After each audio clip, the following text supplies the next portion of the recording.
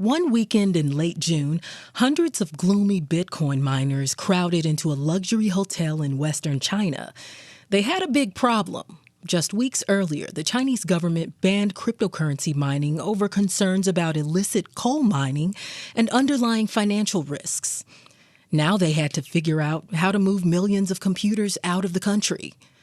The miners sat in rows of white chairs in a hall at the Grand Malia Chengdu Hotel and listened intently to the executives at Bitmain Technologies, the world's largest mining equipment maker. In between presentations about Texas energy fundamentals and crypto mining in Kazakhstan, the attendees nibbled cupcakes, drank cocktails, and discussed the dismal outlook for their local industry. Bitmain's employees were offering to serve as matchmakers, hooking miners up with data centers in the U.S., Central Asia, and Europe. They also cautioned that an unchecked rush into the markets would jack up costs for all of them. One slide presented at the event read, "Hold together for warmth, say no to vicious competition." Just hours after the conference, the urgency of the situation came into full view. Alex, a Chinese miner who didn't want his last name to be published for fear of government retribution, was out singing karaoke with some of his fellow miners when he called to check in on his machines in the mountains outside Chengdu. His colleague told him that local authorities had just shut off the power to his facility, leaving the mine silent and potentially worthless. "All my money is gone," he said, cursing as he chugged a beer. "Every day I'm losing money by not running those machines." The Chinese miners forced to leave behind the country's cheap electricity from abundant coal and roaring rivers have found themselves thrust into a wild and extreme world of crypto power hunting. Just as miners sprinted toward gold fields in California and Alaska over a century ago, Bitcoin miners now are bolting toward any source of inexpensive, reliable power they can find. Their next destinations matter greatly to an industry emphasizing decentralization and independence, and to other energy-consuming sectors with which they are competing for access to greener power. A Bitcoin mining rig doesn't pull anything out of the ground, of course.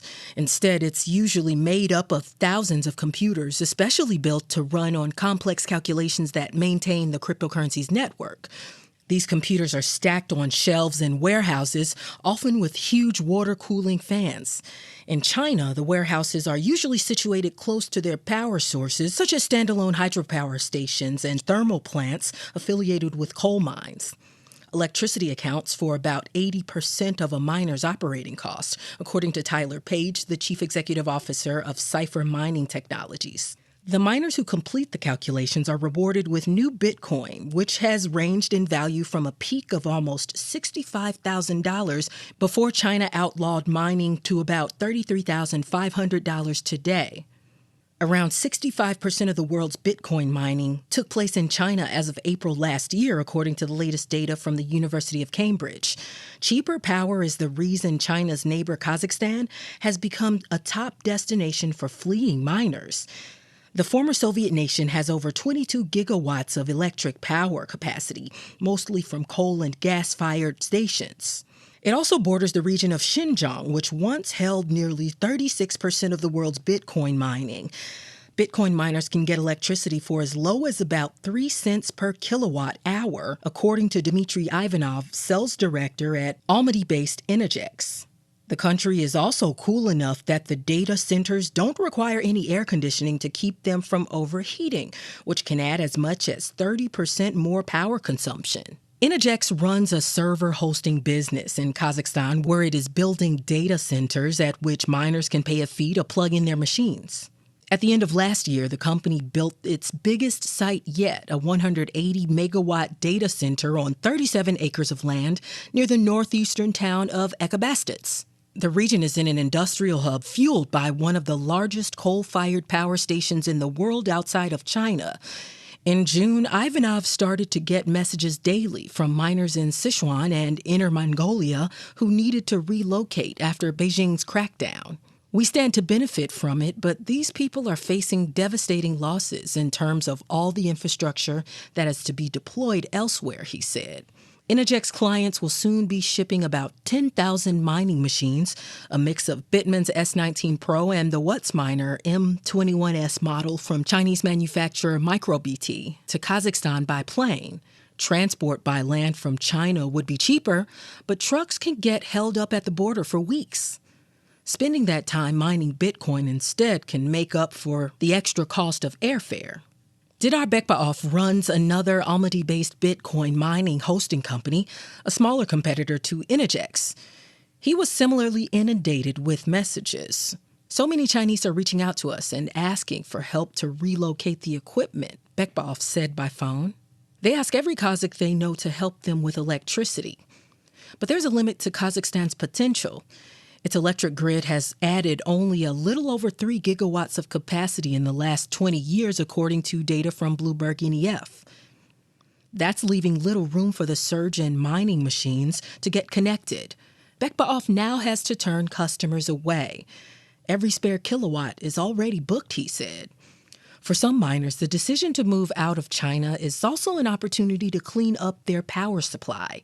It's difficult to say how dirty Bitcoin mining is overall, but it's a reflection of the power supply to a mine's location. Earlier this year, tens of thousands of mining machines consumed about 45 million kilowatt hours of power per month in an area of western China that depends on coal-burning power plants, the official Xinhua news agency reported. That's about 15,000 tons of standard coal. Overall, mining machines globally consume about as much power as all of Bangladesh, a country with more than 160 million people. While some of that power is green, the majority of the world's electricity still comes from burning fossil fuels. Earlier this year, Elon Musk said Tesla would no longer accept purchases in Bitcoin because of its carbon footprint.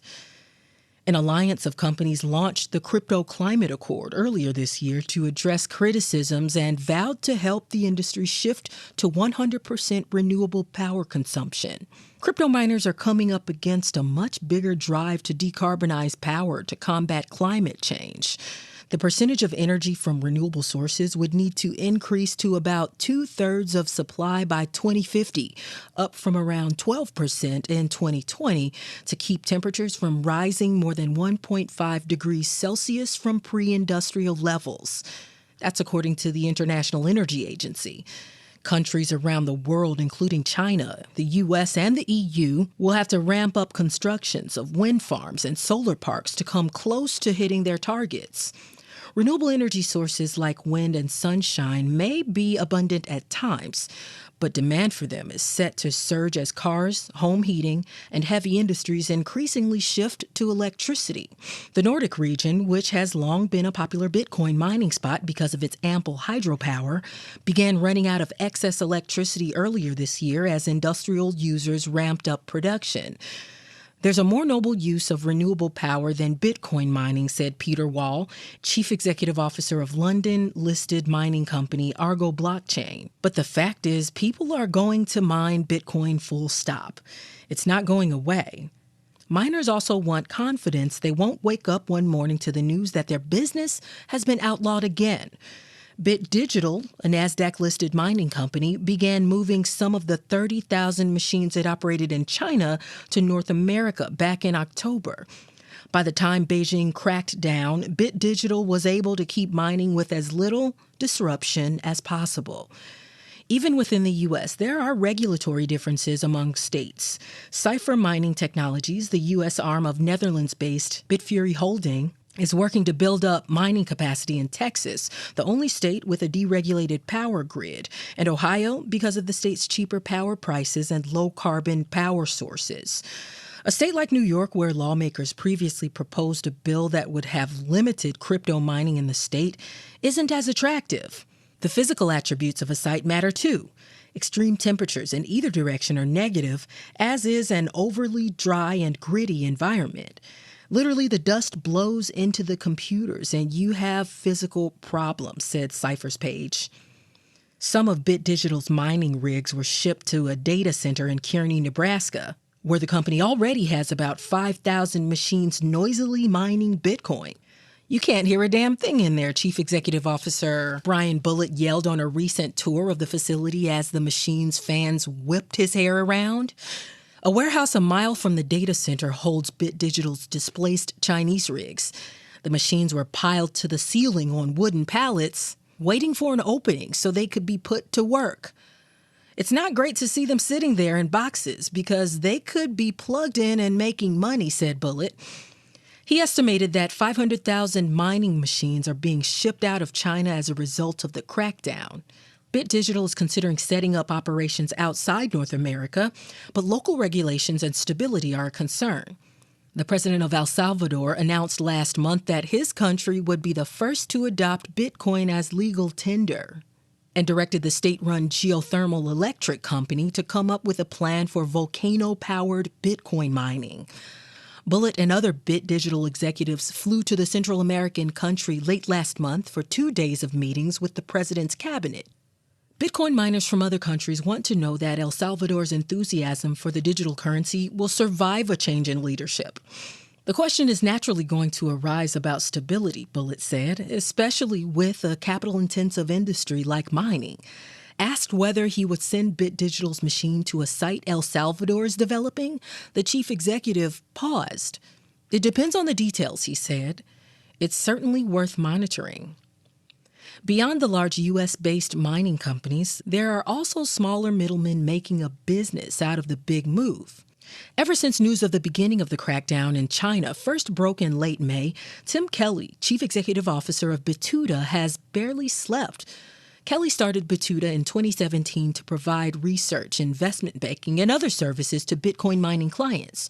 From his beachfront home on the island of Nantucket off the coast of Massachusetts, Kelly spent most nights this summer on the phone with Chinese miners. When the sun rose, he would start calling people in the U.S. who could provide sites with enough energy to host mining operations. There's so much absolute desperation to secure sites as quickly as possible, Kelly said.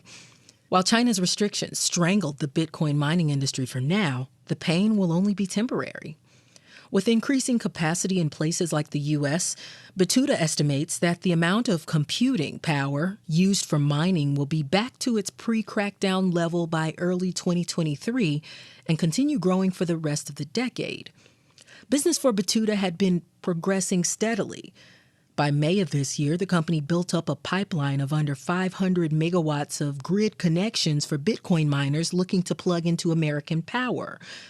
Kelly's sleepless nights helped that figure boom to about 2,000 megawatts of deals in the works, with about 70% going to Chinese clients.